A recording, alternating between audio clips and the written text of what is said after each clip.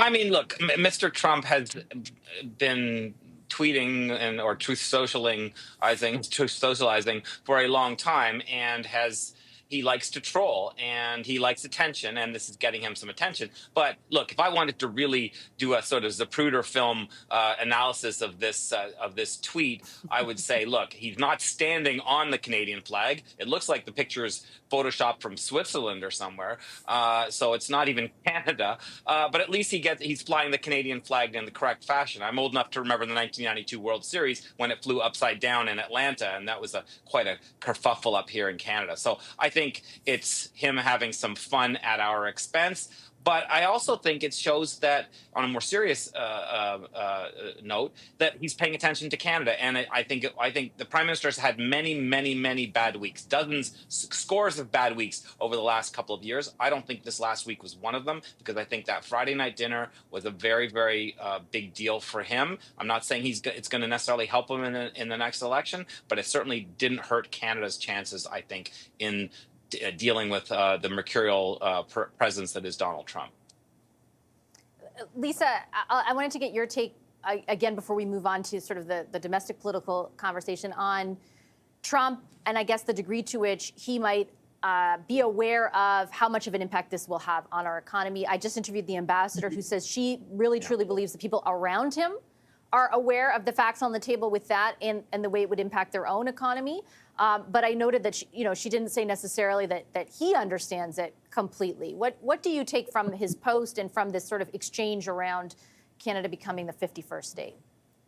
Yeah, I think from a rudimentary point of view, of course, he understands the concept of tariffs, but I also think that he may very well assume that the United States, because it has such a strong economy and they have a lot more room, can actually withstand a tariff war a heck of a lot longer than Canada can, which depends very greatly upon trade with the United States. So maybe he's willing to take a little bit of pain in order to get what he thinks is a bigger gain for himself and for his country. That's why it's an unfair or an imbalanced fight when you get into a tariff fight, unfortunately.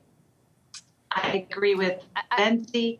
It's definitely a case of Mr. Trump deciding to, with tongue-in-cheek, to say something to Canada to get us going. At least he's thinking about us. I think that's a positive thing. But whether or not he takes us seriously is another question. I would assume that after that dinner, he probably commented on how it all went to the people around the table, and love to know what that conversation was, but we may never know what he said. Well, we just have to listen to more Fox News, because they were the ones telling us last night what the whole side was telling them. Tom, I wanted to get your take, just moving on to this meeting with the opposition leaders, your thoughts on the fact that it occurred. It was an hour, everybody in the same room, and what you think the objective going in for the Prime Minister was. Well, this is the continuity of what Benzie was talking about. It's a good week for Trudeau. Whatever you think of the madness of King Trump, and his threats and his 25% tariffs and standing there with the Canadian flag, there is a simple reality here that it's leader to leader. And Poilievre has been doing his best to try to get back into the picture, and he's actually done quite well for an opposition leader who's dominated quite a bit. But Trudeau is reminding everyone that he's still the Prime Minister. And the very fact that he was able to fly down with some of his closest, advisors and ministers and talk with Trump, no matter how it turned out, the event itself is something in his favor. And the fact that the conversation is going to have to continue, and for him to sit down, it shows on his part a certain openness to working with the other parties, which is something that Canadians want.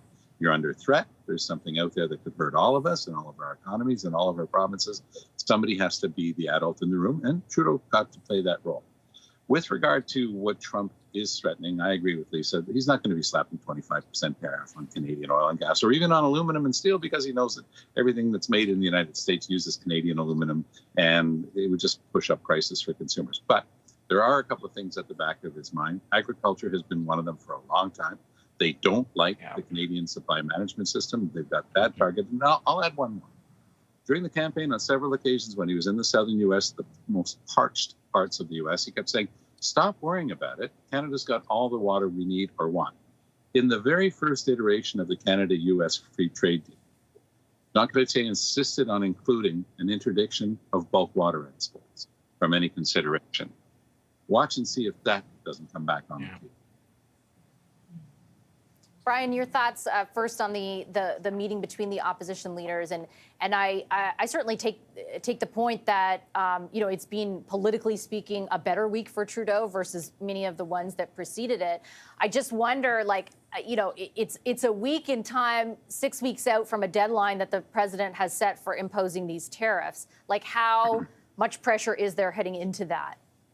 Yeah, let me start by saying that I think my colleague panelists' remarks and analysis are very astute, and I would agree with it. I think the meeting is a continuation from a political point of view of a pretty good few days. Anytime you have a chance to have an audience with a president of the United States, that's usually a good day. And also, for the reasons already mentioned, it shows leader to leader, all that good stuff. But also in this context, given the concern, the very serious concern about what President Trump is talking about, being able to be one of the first to have a meeting with the president-elect is I think seen as a good thing. So this continues that, and it kind of repeats everything that's happened over the last few days. It reminds, as Tom mentioned, it reminds people that he was in that meeting and that he's the prime minister. It also, I think, from a substantive point of view, is legitimate to do.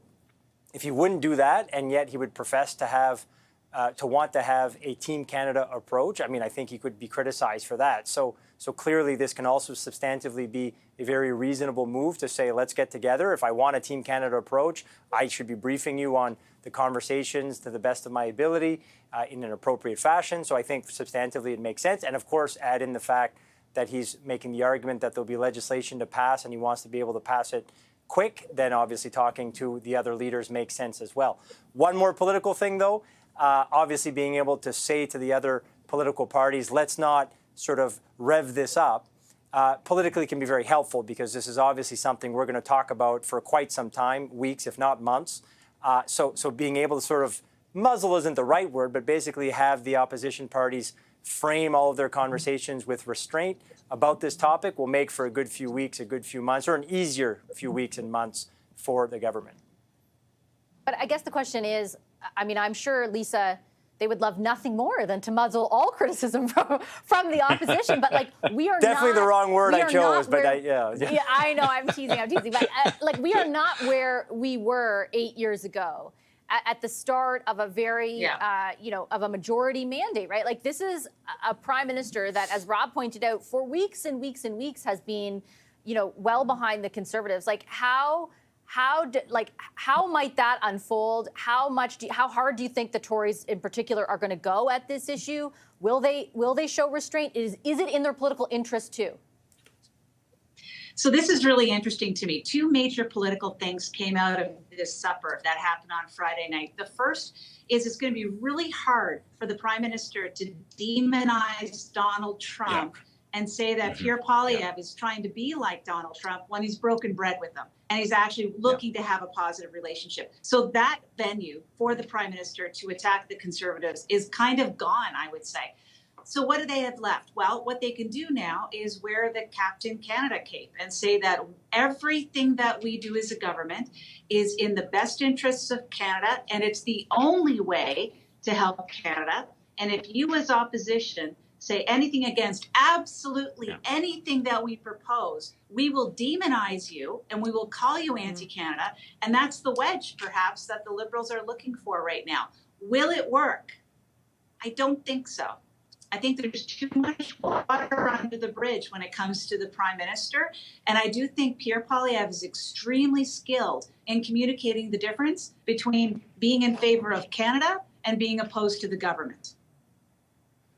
Rob, I'll give you the last quick word on that before we take a quick break.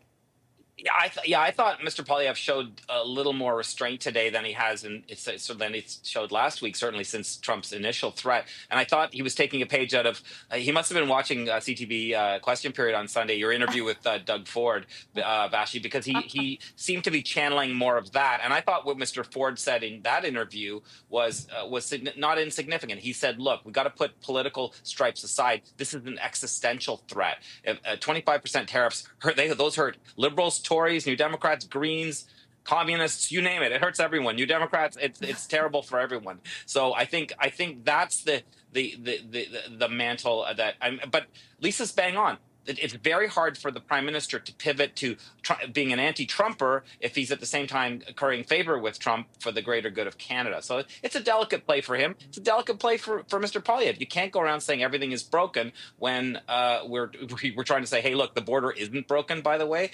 Please don't impose these tariffs, Mr. Trump.